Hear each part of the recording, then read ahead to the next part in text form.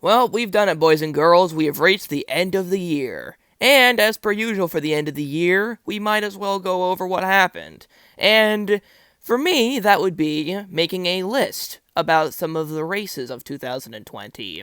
More specifically, my favorite races of 2020. I kind of want to end the year on a more positive note because of how rough it's been for everyone. So I might as well go over those 5 races that were a silver lining to such a terrible year.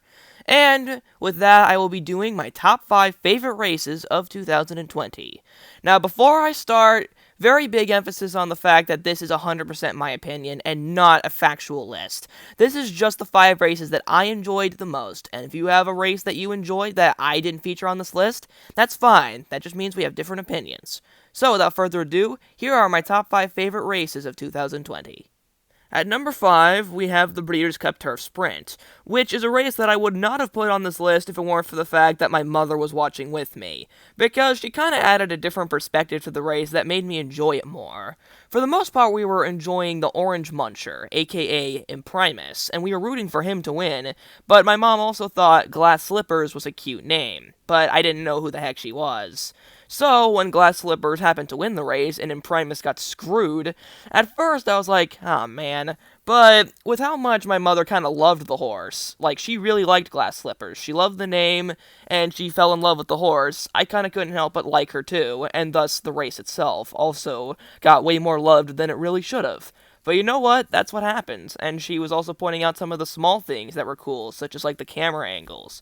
So, thanks to her, I appreciate this race a bit more because it was funner to watch with her perspective than it would have been just me watching it by myself. And thus I enjoyed it way more and it gets on this list. And hopefully I get to see more of Glass Slippers next year. To the wire, Glass Slippers has it close to home. Europe's Glass Slippers, the first ever turf sprint winner. At number 4, we have the Crystal Water Stakes. And initially, this might seem like an odd choice, because this is a listed stakes race at Santa Anita Park. What's so special about this? Well, if you can read below, the frontrunner in this race, Grinning Tiger, is 90-1. And when I was watching it live, I was just thinking that Grinning Tiger was gonna set the pace, but eventually would tire out. I didn't think that Grinning Tiger was going to be able to maintain that lead because I've seen it before. I've seen long shots set the pace and then tire in the last quarter and fall to like dead last. But he just never quit, and I was just in awe watching him refuse to give up while still on the front end. And I was like, wait, is this happening? Am I about to see a 90-1 shot win a race? And it was awesome, just the pure shock factor, because it looked like it was setting up to just be another long shot who goes to the lead and then tires late, but then he subverted my expectations and completely surprised me. And it was awesome. It was really awesome to see. It's really nice to really see surprises. That's kind of what makes horse racing. Shot, Grinning Tiger, Smiling Tiger's son goes wire to wire. At number 3, we have the Derby City Distaff, which was a race that kept me on my toes, and that is why it is so cool. Because at the start, you just see Serengeti Empress going to the lead, and even though Serengeti Empress has proven herself to be great at running incredibly fast fractions and still staying home to win, like she did in the Ballerina, even this seemed a little preposterous for her to win. And, well, she didn't even win the race, but she came so close. It was definitely a race that there was never a dull moment. At the start, you see Serengeti Empress setting an incredibly fast, zippy pace, and then at the end, you see an absolutely amazing duel between her and Bells the One. And that duel is what makes this race so awesome. It is horse racing at its finest. 2 horses battling down the stretch, bang, bang, bang, bang. Their heads bobbing up and down, and at the line, there is no loser in our hearts. But in reality, it's just the horse who got that right nose bob who wins. That's a real thrilling race. I was on the edge of my seat. I couldn't even tell who won. And I like to think I have a good eye for seeing who wins photo finishes. But even I couldn't tell when I was watching the race. And then it was kind of unfortunate to see Serengeti Empress lose by a nose, because I was more rooting for her than Bells the One. But she gave one heck of a race, and you know what? Both of them ran their hearts out, and they're both winners in my heart. Head bobbing finish, oh, it's close. At number 2, we have the Breeders' Cup Mile. And initially, this seems a little off, because the Crystal Water had a bigger upset than the Breeders' Cup Mile. Grinning Tiger was 90-1, and Order of Australia was 73-1.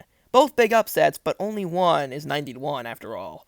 But I think this race kind of gets up there more for other outside factors. One of them being the fact that this is a Breeders' Cup race, so the upset's even more surprising at such a premier level of racing. This is the best group of milers in the world, and the winner was 73-1. So that adds to the shock factor. And also, this kind of is another one where I was watching with my mom, and we were having a fun time. We were pulling for another horse, I forget exactly who, but it definitely was not Order of Australia. So, when we watched him cross the line, I was like, wait, who is that? And then I heard Larry Collins yell, "Hey, 73-1! And I was like, wait, what just happened? It happened so fast, I was like, wait, what? Who is this guy? And then we found out that he was only an also eligible, so he wasn't even meant to be in the initial field, but another horse scratched and he made it in. And I thought that was hilarious, and so did my mom. So we really fell in love with the race, and we were telling everyone about how a 73-1 shot, who wasn't even supposed to be in the race, got in thanks to a scratch, and then shocked everyone. It's a fun story, honestly. It's a great underdog story, and that's why I think I treasure this race a bit more than the Crystal Water. It was just more of a family fun experience. All of us sitting together and watching a 73-1 shot win. It's Order of Australia. He's 73-1.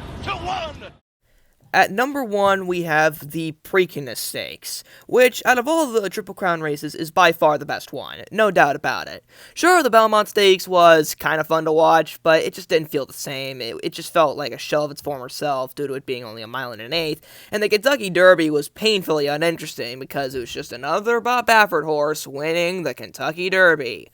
And the same really applies to the Breeders' Cup Classic. Authentic just kind of blends in with Baffert's other talented racehorses, because he's just another horse who can win the Kentucky Derby and the Breeders' Cup and all these other things.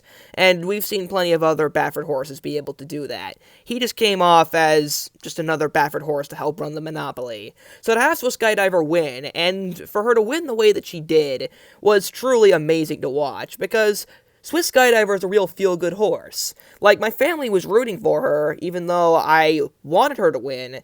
I just thought she couldn't win, because, well, the last filly to win the Preakness was Rachel Alexandra, and I didn't think Swiss Skydiver was Rachel Alexandra, not even close, and I still don't believe she is, but she still is very talented.